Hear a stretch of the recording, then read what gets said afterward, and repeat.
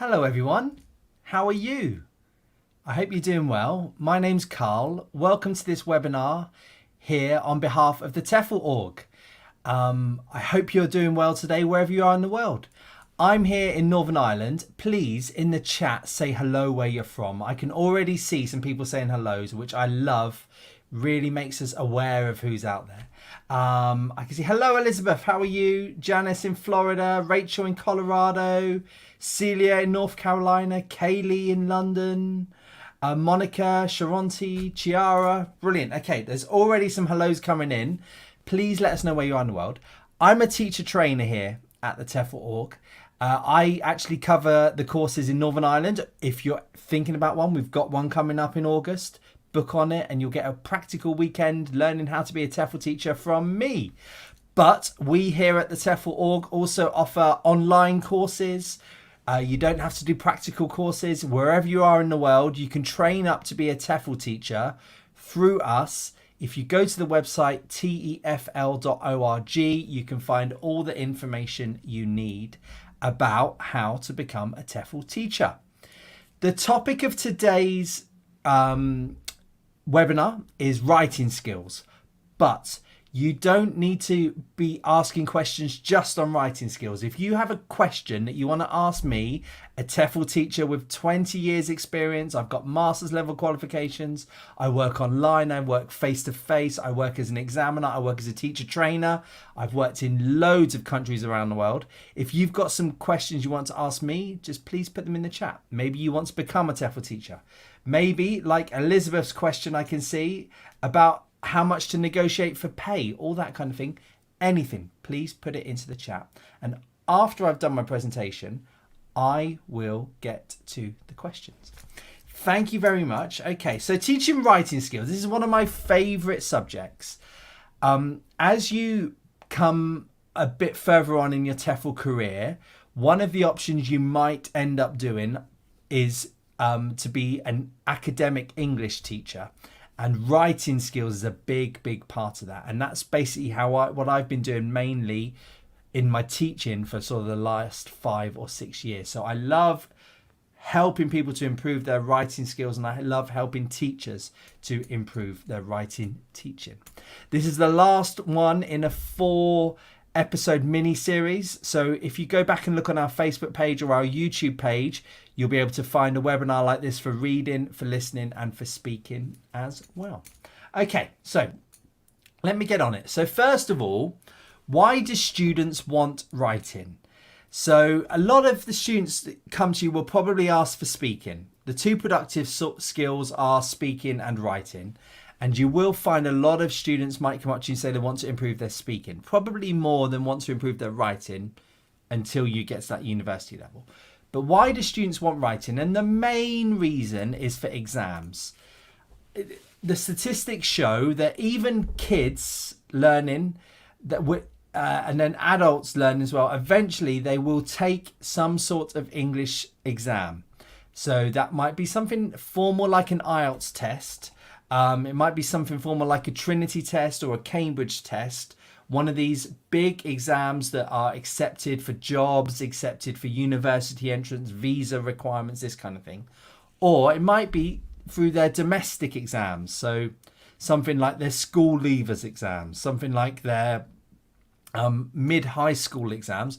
Even at primary school level, they take exams in English in many countries around the world. So that could be the reason why they come to you and say they want writing. The other big thing where I've had people come up to me and students ask for help with is business English writing. I've also had business English classes where I've had to improve the writing. So that could be things like you're teaching like emails, sales emails. That can also be where you're teaching marketing English, how to create a Facebook post in English, Instagram post, all that kind of thing. And then academic English, where you would be teaching students how to write 5,000, 6,000 word essays, or even longer than that. You might be teaching PhD students how to write their thesis of 20, 30, 50,000 words, however many it is. Okay, so this kind of thing that you'd be teaching. So the key thing sorry, I should say that I'm going to be talking not just about high levels and adults. I will talk a bit about how to teach kids as well in this. All right.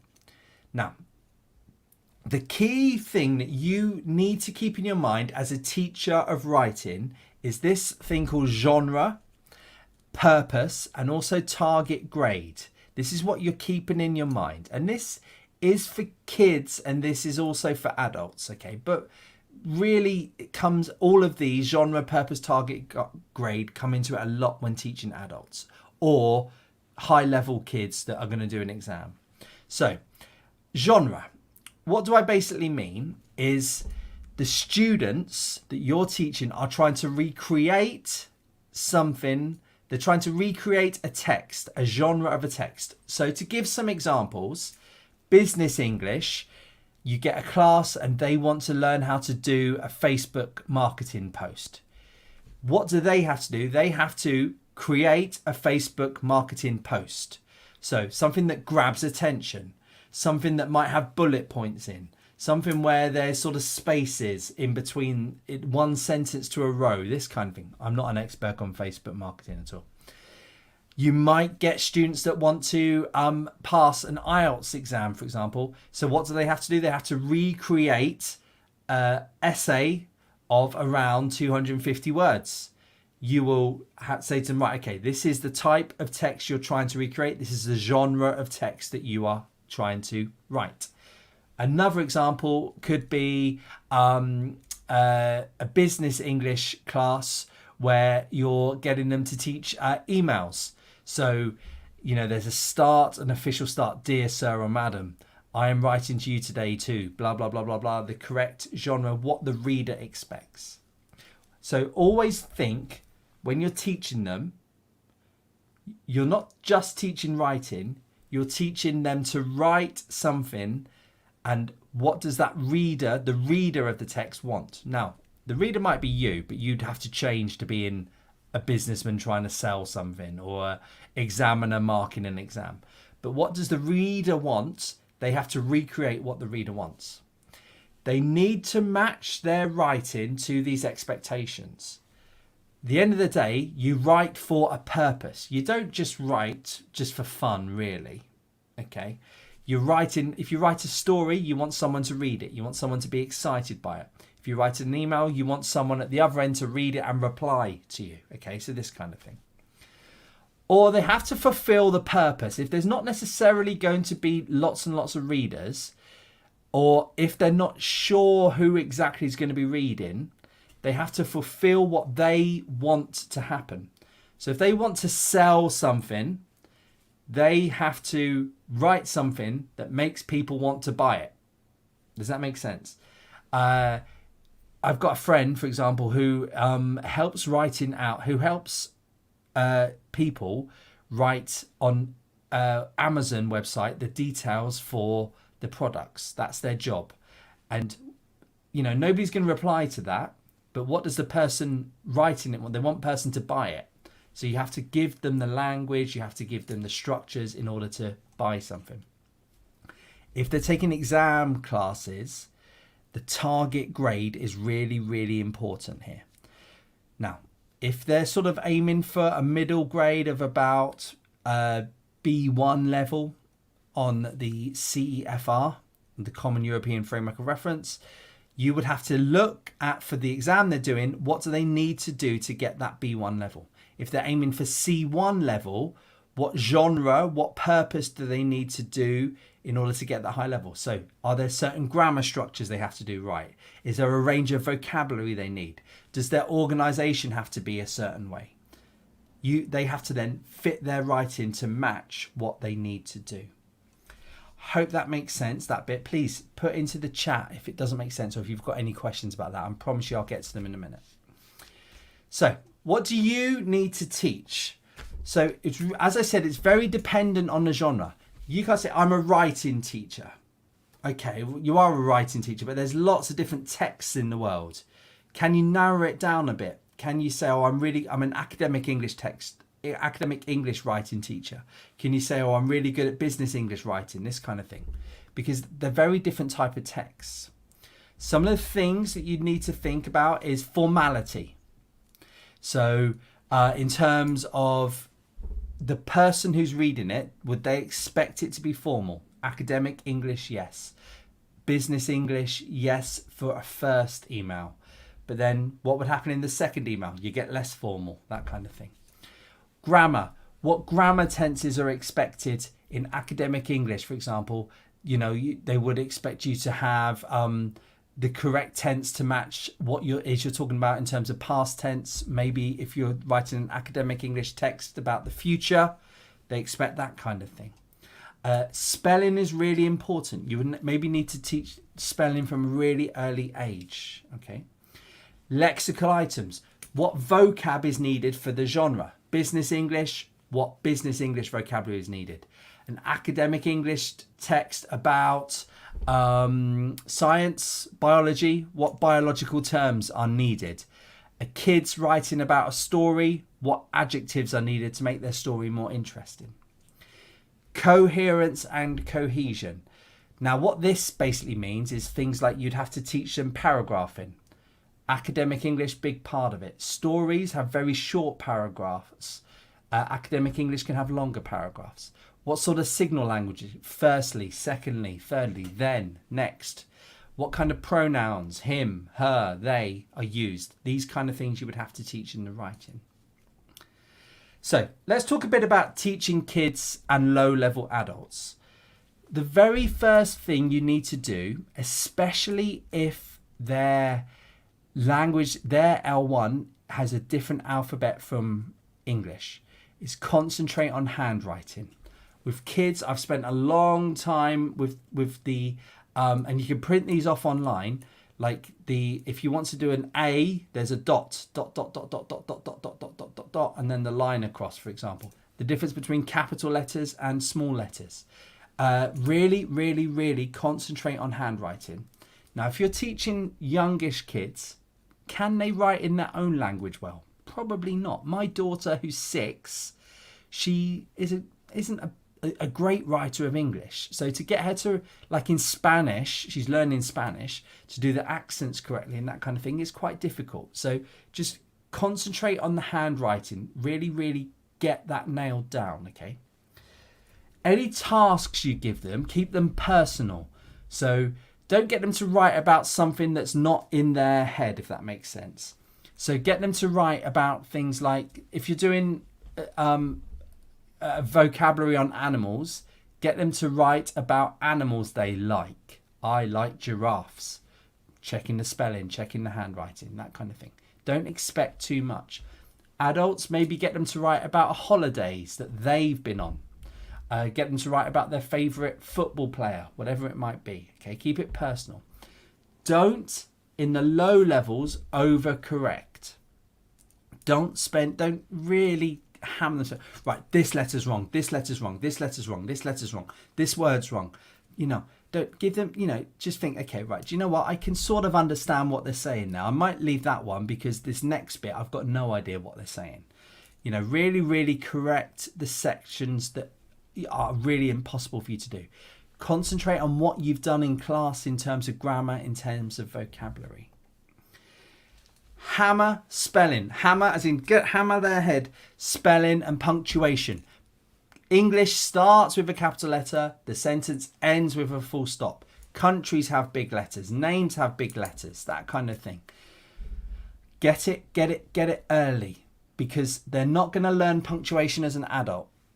They might do, but they're not really going to learn spelling as an adult. And if they've got it in their head, the spelling badly from the start, then they're not going to be able to recreate it as an adult because the error will be fossilized in their head. Okay. In terms of grammar, you've got to nail subject, verb, object. So, Carl likes giraffes. Make sure the sentence has a subject. Make sure the verb matches the subject, not Carl like giraffe. Make sure that there's an object at the end. Okay, so just how that get the basics right for kids in low levels. Then they'll grow on that. We'll add to that all the time. Thank you very much, everybody, for the questions. Somebody has just picked me up. Kaylee's picked me up. That isn't she 7? You are very right. My daughter is 7, Kaylee. I said she was 6, didn't I? Please don't tell social services. Thank you very much. I might just answer a couple of questions here, actually, Alan. Should we do it while we're here? Yeah, let's do it while we've got the screen down. Elizabeth, when you teach ESL online by the hour, how best can you negotiate charging higher fees, more paid time? Interesting, that one. Right. You can. So I think what Elizabeth's saying here is if you're a freelance teacher. So, for example, I have my own website, my own Facebook page where I get students coming into me. I charge them an hourly rate for online teaching that I'm happy to earn. And if you're going into the online teaching route, this is the best way long term to make money. Now, there's a lot of online teachers there. So you might find that you have to start quite cheaply and then you end up with getting more money as you become more confident, as you get more people applying. So Elizabeth, if you've got a full calendar, let's say you're charging $20 an hour at the moment and you've got a full calendar and you're starting to turn down students, you might then be able to up your limit a bit. I wouldn't up my limit too much if I didn't really have a full calendar that I was happy with. All right. Now, I charge students a bit extra, not a huge amount, like literally sort of about £2.50 for marking an essay, something like that. I've always felt a bit dodgy about that because maybe actually if you're doing one-on-one, to mark an essay isn't that big a deal really. I don't think it doesn't take you that long. If you're marking loads of essays, say you've got a class online of 5-6 students and you've got to mark all their essays, and that might take a lot of time. So I think, first of all, when you're confident enough that you can actually charge that, okay? Secondly, just think it is part of being a teacher, Elizabeth, doing that, okay? I hope that answers your question. It's lovely to see you. I haven't seen you for a while, Elizabeth. Okay. Right, let's get on. Yes, that's right. Iron Tack. No, let's do it, Alan. Iron Tack. Hello. Do you have tips for how to make children write more formally and right? So, descriptively is easier here. Basically, have they got an adjective? Not with every noun, but with 50-60% of the nouns that they're using. So just think yourself. Go through it, and I'm going to talk a bit in a minute about error code, and how to correct students. But just go through it and write an arrow, for example, where they could insert an adjective. That would add the descriptively. Right, formally with kids is difficult because are you really aware as a kid about being formal or not?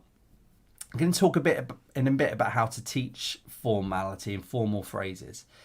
Basically, it's the same sort of way that you have to highlight the bits that are informal, but you've also got to teach them formal phrases in terms of a typical lexical lesson, where they read something, they highlight the text, the phrases that they think sound formal. You then show them, they put them into order of most formality, that kind of thing.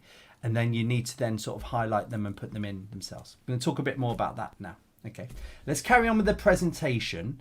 Okay, so how to teach. First of all, the first thing you've got to do with high levels. Now, with the low levels, you might not really do this. You might just sort of give them a task, like write about your last holiday. Then they go through it like that. They write about their holiday. I went to Malaga. Malaga is nice. I ate paella. So they might do that. But as they start to go up the levels to sort of intermediate and higher, you might get them to sort of start to analyze the genre. So what do they need to do? They need to start by reading. So they need to read the genre that they're trying to recreate. Businessmen trying to recreate emails, give them emails to read.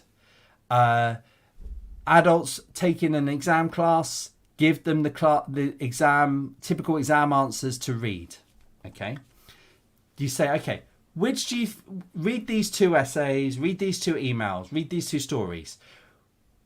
Read them. You've got 5 minutes. Which do you think is better than the other? Which one is the best?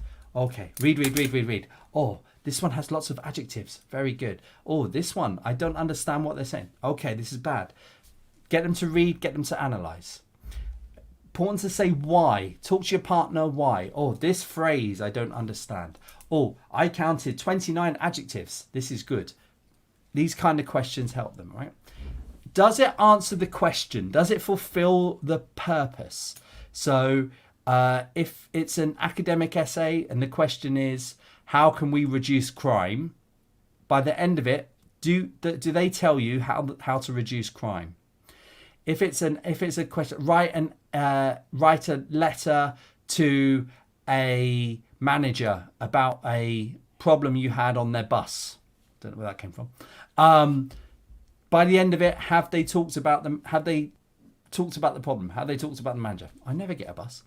Can you use anything from the text? So they're reading the text, they're looking at a genre, and they say, right, yeah, I think I could use this vocabulary. I can use this grammatical structure. I can use these formal phrases, that kind of thing. Can they get the organization from it? How is an essay organized? Oh, there's an introduction, teacher. Yes. Then there's many of these paragraphs. I don't understand these paragraphs. Okay, I will explain. Then there's a conclusion.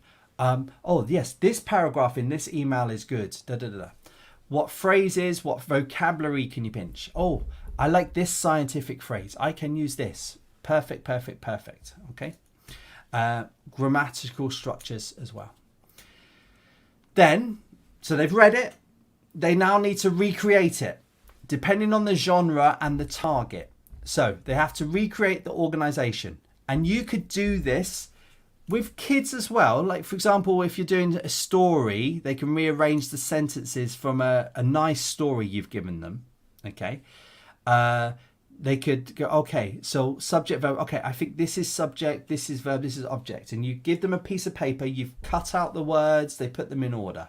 Or you give them a worksheet with the words in the wrong order. They number 1, number 2, number 3, number 4, number 5, that kind of thing. You're doing it online. You can do it on a shared Google document. You can put it up as on your shared screen. They type in the correct order. They could do it within a paragraph. You give them 5 sentences. Which is the first sentence in a paragraph? Which is the second? You give them a whole text. Here are 5 paragraphs. Which do you think is the first paragraph, the second paragraph, the third paragraph? That kind of thing. Vocabulary. You could give them some sort of text, and that you can say to them, okay, look, there are repeated words in this. Could you highlight the repeated words? Could you then replace them with words that you've read? Great, well done. You've replaced good with amazing, fantastic, brilliant, that kind of thing. And now recreate it in your own essay that you're going to write in a minute. Grammar. That you've highlighted some phrases, tenses, modals, active, passive, whatever it is you want them to do. They've highlighted it on a good version of the genre. Right, now, recreate it in your own text. Where can you use it in your own text? Formality. You can give them, right, here are 5 different phrases. Look in your dictionary, because some dictionaries have phrases. Which do you think fits, is the most formal, the next formal, that kind of thing. Or you can say, here are 5 different ways that you can ask someone to do something politely. Right, great. Can you put them into your email? There we go, this kind of thing. They do a first draft. Okay. Oh, I think my text gone. Yes, it's gone wrong there. Terrible, I'm sorry. So first of all, you give global feedback. So you say to them, right, okay, go ahead, write an essay. Great, you've written an essay. Great, now you give something called global feedback. So at the end of the essay, you as a teacher, right at the bottom, the paragraphs were great. You answered the question well. I thought your opinion could be highlighted more. Something where you're not just talking about individual phrases or words, you're talking about the whole thing. Then you go through and mark it using something called the correction code. So for example, the students write, yesterday I eat a pizza. You highlight it with, yesterday I VT a pizza. Teacher, what is VT? What is VT? Means verb tense. Ah, okay, verb tense. Yesterday I eated. No, not quite. Ate a pizza. Yes, right. In your next draft, make sure you've corrected that correctly. Okay. Today I'm going from the shop. Today I'm going from preposition, P-R-E-P, preposition. Oh. Yesterday I'm going in the shop. Sorry, today I'm going in the shop. Quite, but I think we use a different. I'm going to the shop. Yes, that's good. Well done. The next draft, they correct all of this. There's another one for spelling there. And you can, if you go online and you type in EFL correction code, you will find loads and loads of these. All right. So they then take it home, they correct the grammar, they look at that global feedback, they then do a second draft. So they keep the same ideas, they keep the same topics, unless they were totally off topic, but they then correct the mistakes on the correction code. So hopefully you've highlighted all the grammar. They've then come back and give you good grammar in the second draft. They look at any global feedback. So if you said to them your paragraph organization is not logical, hopefully they've changed their paragraph organization. You haven't answered the question. Okay, hopefully they've added some bits in there where they answered the question. Give them good advice that they can actually do something about. So you need to improve your past simple tenses. You need to explain your opinion better, more, giving examples, that kind of thing. Don't just say you need to improve your grammar. It doesn't help.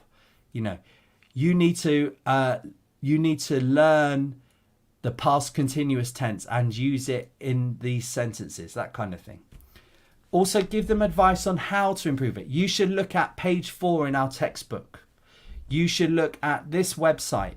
You should look at past simple tenses. Give them something concrete to go away and actually do. Instead of improve your grammar, improve your past tenses, give them a page in a textbook or a website link to go and look at. Okay. Now, some of my final thoughts before I get to your questions. Don't overmark. It's very easy as a teacher to just go through and with your red pen and just overmark everything. Every single thing that's wrong, mark it. It takes too long. It's also not great for a student's mentality to just see a field of red. Make sure that you're only marking things that you've taught in class. So if you've done a lesson on conditionals and they're not writing conditionals correctly, hammer them on conditionals. They've made lots of mistakes with the past perfect continuous. Don't worry about that because you haven't taught it.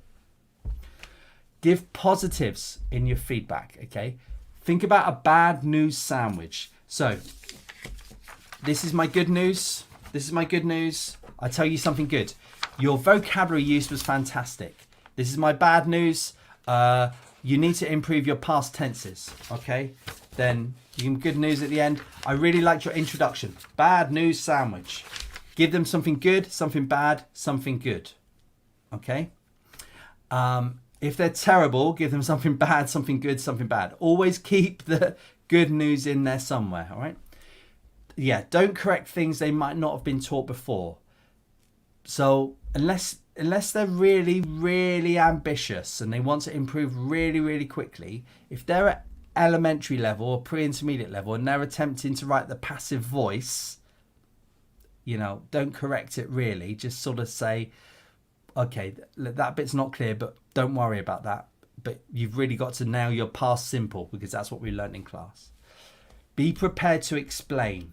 So if you've written their verb tenses, make sure you can explain why the verb tense was wrong. And be realistic in expectations. They're not going to really super improve really quickly. Okay, it takes time to improve your writing. And make sure that they're just doing it step by step by step. Thank you, everybody. Thank you. Please, I hope you enjoyed that. If you've got any questions, please do put that in the text. Please do put it in the questions. We're going to get to them in a little bit. Okay. Right. Where's the next questions? Let's just get back. Who did we get to? Kiara, is it? Yes. Is this lesson plan suitable also for large classes in school? Yeah, I think so. The type of activities you're doing is. Now, the problem with large classes is the amount of marking you're going to do. I've had classes in China where I've had sort of 40, 50 students. You have to sit there and you've got a full calendar and your school's not giving you any extra time or any extra money to mark. Okay, if that happens, you've got a lot of essays to mark. What I would say is you very concentrate on the things you've taught in class. Okay, don't kill yourself through marking, Kiara. Okay, start slowly, and then as you get better at it, then you can do it. But yeah, the type of lessons that you're going to do, the type of activities you're going to do, definitely really exactly the same for large classes as they are. What I would definitely do in large classes is set up little pair work where they help marking each other. I mean, you should do that with all classes, but definitely large classes. So what you say, right, we've done your first draft. Okay, now highlight, swap your essays with your partner.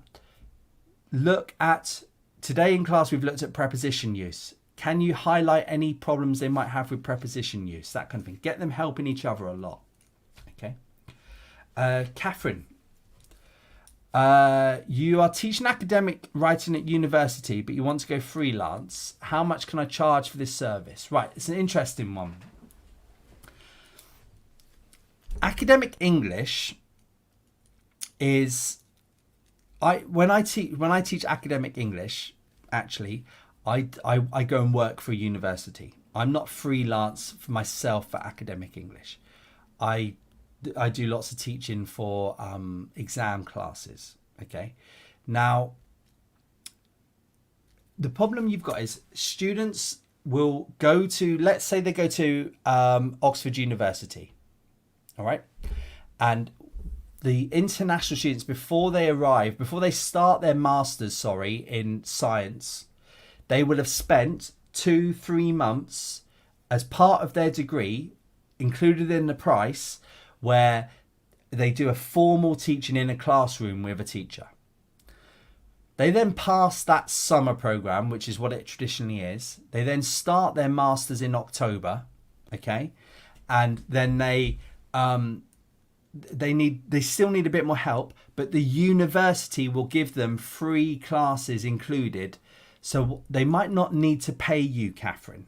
So just be aware of that. There's not a massive market for this because a lot of students already get this for free at the university that they work for, that they studying in.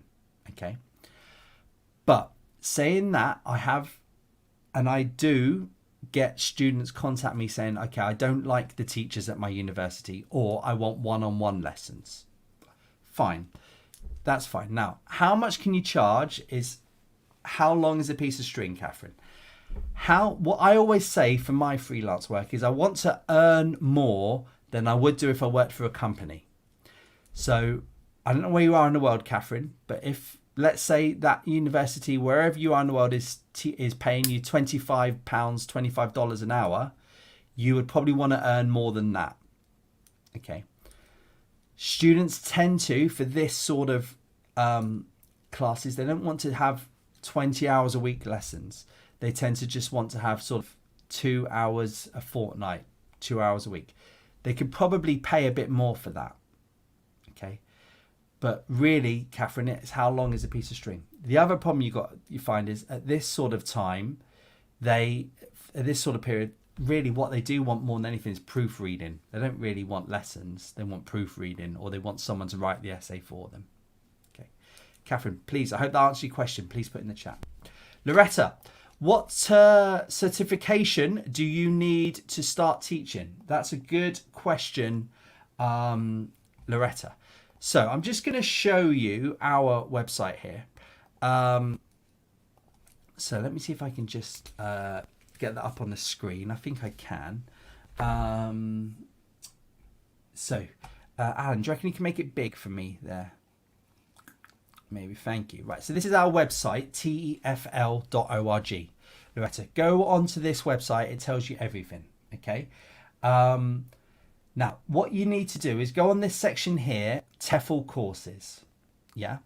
If you click on that, it tells you all about the different courses that we offer. Okay. Now, The one that is most common in the world and the one that you will see jobs being advertised for is a 120-hour course. Okay, so you do that online. You have a tutor to help you through with the assignments, that kind of thing. Click on that, you'll see lots more information on that one. Okay, then once you've got that certificate, because you've passed of 120 hours, you can then start applying for jobs. You will see jobs advertised around the world that will say you need a 120-hour TEFL certificate. That is the quickest, easiest, cheapest way to get going as a TEFL teacher, Loretta, right? Saying that, there are other things that you can add on to make you stand out or to help you. So you could do something like a virtual classroom course. So you do the theory online, learning yourself. You then spend the weekend with someone like me who can practically show you how to teach. Okay. You could maybe do just some extra things about teaching kids. Let me go down to the bottom here, about extra modules about how to teach business English, how to teach young learners, this kind of thing. These are add-ons depending on what you want to get into, Loretta. But the very first thing you need to do is to get our 120-hour Premier Online TEFL course. Now, you will find courses out there cheaper, Loretta. I'm not going to try and show you that. What I would say is companies want you to have a good quality course. Recruiters, and I've done this before, way before I worked for TEFL.org, when I was managing language schools, we check the certificate that you've got. And we look at the company you got it from to check if you're a good teacher. So just check, Loretta, the accreditation that the companies have that you might train with. Okay. If you've got any questions down here, chat with us, click on this. You can find it more. You can send us a question. Okay. You can also contact us through our Facebook page. Okay. Sharonti, hello. Does a paragraph have to have at least 3 lines? That's a good question. It's probably got to have 3 sentences. I don't think there's a magic number. 3 lines. Right, it depends. Yes. If it's a story, they can have short paragraphs. They tend to only have paragraph. Look at a novel in English. 3-4 lines in a paragraph. Sometimes more, but generally. Academic English, you're sort of looking at maybe 8, 9, 10 lines. So it really does has to fit the genre, Sharonte. I would say a paragraph generally has to have 3 sentences, really. Yeah, but it depends on the genre you're trying to recreate, Sharonte. Betha, hello. How do you get more students from your Facebook group? Or any other way for that matter? Right. So I've done webinars on this before, Betha, where I've spoke about how to get students.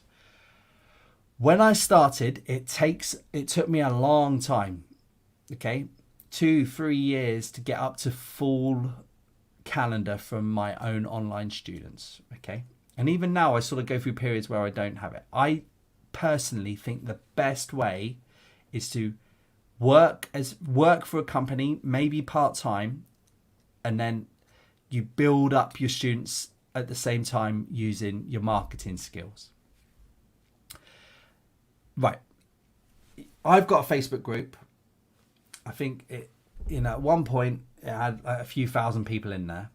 I think it's still roughly about the same. And I don't get that many from that. The main things that I get students from is my website. So my website, I offer I show them exactly what I'm good at, and I get them to click on and add their name to a mailing list. I set up MailChimp to send out emails and all that kind of thing. I get a lot more people coming to me through my website than I do through my Facebook group. Long term, you're not going to have much. I don't believe. Now, people might disagree. Long term, you're not going to get a full schedule just from social media. I think you've also got to have a Facebook. So you've also got to have a website, and you're getting people through that. Okay. That's what I believe, Becca. Okay. Good luck with it. TL, how hard is the course for non-native English speakers? Now, Alan, I should have introduced Alan earlier. He's monitoring the chat. Alan, what's the IELTS level that people need to do the course? I've got Alan's going to type it in. I'm pretty sure for me because he knows all of this stuff off by heart. There is a minimum IELTS course that IELTS level, sorry, that we need. Yeah. So if you want to train up to be a TEFL teacher on one of our courses, you've got to have a minimum of IELTS 6.5. That is around C1 level on the TEFL. So if you can prove that you've got 6.5 IELTS, or it doesn't have to be IELTS, it could be the equivalent in other English exams, because there's lots of English exams out there. If you can prove that you've got this level, then you can take the course with us. Obviously, if you're doing something in your second language, it's more difficult than doing it in your first language. But we have tutors to help you, and you get a long time to do it, TL. The assignments we set, they're not really, they're not, you must pass first time or you've lost your money. No, you've got chances to redo it, that kind of thing, all right? So don't worry about that. Don't think, okay, I'm going to pay my £184.50 and if I make the first mistake, I've lost all that money. No, we help you. We give you advice, that kind of thing, all right? So don't worry about it, TL. We have so many non-native speakers do it, okay? I hope that answers your question. Thank you, everybody. Good. Please, if you've got any more questions, please put them in. But I think we might be coming to the end of the webinar. Thank you very much.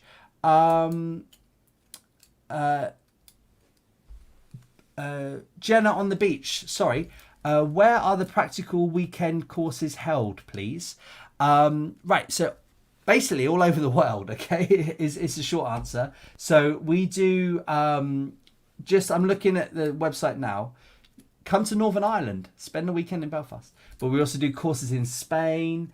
We've got them in Ireland, Wales, Scotland, Canada, South Africa. I think we have them in Australia and America as well. So I don't know where you are in the world, Jenna, but I'm sure there's a course near you.